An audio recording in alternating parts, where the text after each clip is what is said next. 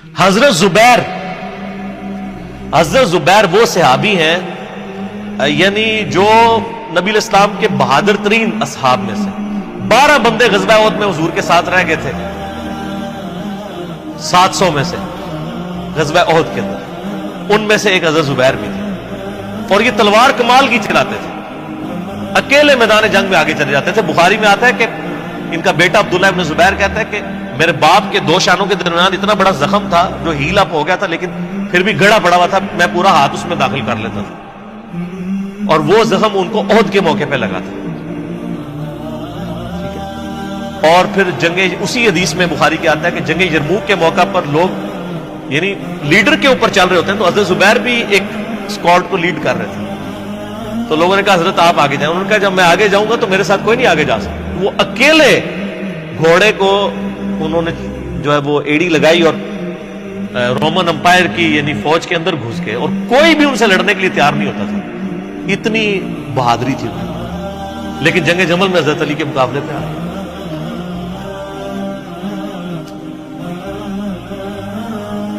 اس تکلیف کا کوئی اندازہ نہیں کر سکتا۔ حضرت حسن ابن علی نے بتایا مولا علی سے کہ بھئی حضرت زبیر آئے ہیں، تو حضرت علی نے کہا کہ رکو میں خود چاہتا ہوں۔ گئے، کہا زبیر یاد ہے وہ دن جب نبی تم مجھ سے بڑا پیار کر رہے تھے، پھوپھی ذات تھے نا، نبی علیہ السلام کی پھوپھی کے بیٹے ہیں حضرت زبیر بن عوام رضی اللہ تعالی۔ تو حضور نے تم سے ایک بات کہی تھی کہ تم علی سے اتنی محبت کرتے ہو، ایک دن آئے گا کہ تم تلوار لے کے علی کے خلاف کھڑے ہو جاؤ گے۔ تو تم نے کیا کہا تھا؟ یا رسول اللہ میں علی کے خلاف کھڑا ہوں گا؟ اور میں ہاں تم اس وقت ظالم ہو۔ تو حضرت زبیر جو ہے وہ ان پہ غشی طاری ہو گئی، گھوڑے کو یعنی وہ حضرت علی کا پھر سامنا نہیں کر سکے، میدان جنگ سے واپس چلے گئے۔ تو بعد میں حضرت علی کے فوجیوں میں سے ایک بندے نے جا کے پیچھے ان کو دھوکے سے قتل کر کے تو لا کے تو سر حضرت علی کے سامنے رکھا، تو حضرت علی نے کہا کہ زبیر کے قاتل کو میں دوزخ کی بشارت دیتا ہوں، کیونکہ زبیر جنتی تھا۔ تو وہ شخص پھر حضرت علی سے ناراض ہو گیا کہ ہم نے ان کا میں نے تجھے حکم دیا تھا، جب میں نے ان کو جانے دیا تو نے یہ کام کیوں کیا؟ تو وہ پھر خارجی ہو گیا۔ اور یعنی یہ وہ محبت تھی، وہ جہاں محبت تھی وہ نظر آتی تھی۔ ظاہر ہے کہ ایک بندے کی ایک غلطی سے اس کی پوری زندگی 0 سے ملٹیپلائی نہیں ہو جاتی، جس نے اتنا کچھ دین کے لیے کنٹریبیوٹ کیا کبھی نہیں ہو سکتا ایسا۔ حضرت علی کو بھی اس بات کا پتہ تھا۔ بہرحال یعنی اللہ تعالیٰ ان سے راضی ہو، اسی لیے نبی علیہ السلام کی اس حدیث یعنی وہ حضرت علی کے اس قول کو حضرت علی فٹ کیا کرتے تھے، حضرت زبیر، طلحہ اور حضرت عثمان ابن عفان پہ رضی اللہ عنہ۔ باقی آپ میرا کربلا والا ریسرچ پیپر پڑھیں تو آپ کو پتہ چلے گا کہ کتنی یعنی مشکل وقت حضرت علی نے اپنی خلافت میں دیکھا اس حوالے سے۔ یعنی مصنف ابن ابی شیبہ میں آپ کے مخالفین کی لاشیں بھی ہیں، ان پہ بھی حضرت علی گریہ کر رہے ہیں، ایک ایک کی لاش اٹھا کے اس کو صاف کر رہے ہیں۔ حضرت طلحہ کا بیٹا تھا محمد بن طلحہ، اس کی لاش دیکھی تو رو پڑے تھے،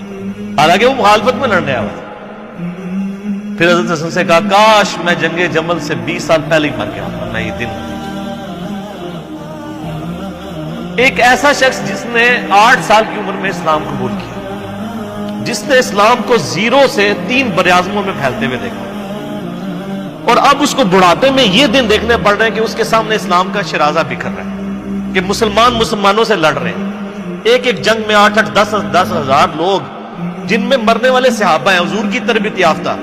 جو ایک آواز کے اوپر حضور کی لبیک کہنے والے تھے، شیر و شکر تھے آپس میں۔ آپ اندازہ کر سکتے ہیں۔ اسی لیے حضرت علی جو ہیں وہ یعنی کوفے میں شہر سے باہر آپ کو پتہ ہے کنویں ہوا کرتے تھے، اکیلے جا کے کنویں پہ بیٹھ کے رویا کرتے تھے کہ اللہ اس امت کے ساتھ کیا ہو گیا۔ کوشش کرتے رہے، اینڈ رزلٹ یہ ہے کہ وہ خلافت کا نظام۔ اسی لیے مصنف ابن ابی شیبہ میں آتا ہے کہ آپ نے فجر اور عشاء کی نمازوں میں قنوت نازلہ پڑھی، اللہم علیک بمعاویہ و اشیاءہ، اے اللہ معاویہ اس کے شیعہ کو برباد کر۔ علی اور اس کے عمر بن عاص اور اس کے شیعہ کو، ابا سلمی اور اس کے شیعہ کو، قیس اور اس کے شیعہ کو برباد کر۔